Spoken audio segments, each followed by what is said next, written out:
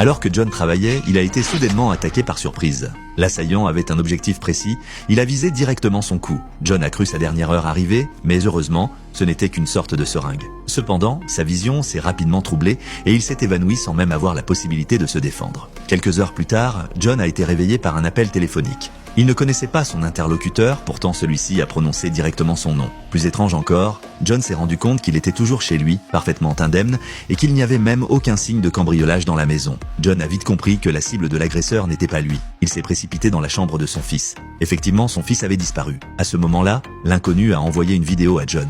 Dans la vidéo, son fils était retenu prisonnier dans un entrepôt délabré. L'homme a finalement révélé son objectif. Il voulait que John l'aide à accomplir une mission, après quoi, il libérerait son fils.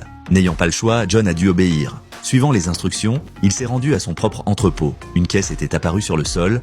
En l'ouvrant, il a découvert un arsenal complet. Non seulement des armes à feu et des munitions, mais aussi un gilet pare-balles équipé d'une caméra. Le plus surprenant, c'est qu'un véhicule blindé était garé dehors. Une fois à bord, John a découvert que l'itinéraire était déjà programmé. Il a conduit jusqu'à la destination, un hôtel de luxe. L'homme lui a expliqué que deux gangs organisaient une cérémonie dans l'hôtel et que sa mission était d'éliminer tout le monde à l'intérieur. Ce n'était pas difficile pour John, car il était un ancien soldat des forces spéciales. Pensant à la sécurité de son fils, John a pris une mitraillette compacte et a fait irruption. Les personnes à l'intérieur étaient déjà ivres, John n'a pas eu beaucoup de mal à accomplir sa mission. Ensuite, il a rapidement quitté les lieux et a exigé que l'homme tienne sa promesse et libère son fils. Mais John ignorait que son interlocuteur était David, un baron de la drogue locale. David avait kidnappé le fils de John uniquement pour l'obliger à éliminer ses concurrents. David a donc rapidement confié une deuxième mission à John, éliminer un baron de la drogue de premier plan. Après quoi, il libérerait certainement son fils. John savait que pour obtenir la libération de son fils, il devait continuer à obéir aux ordres de David.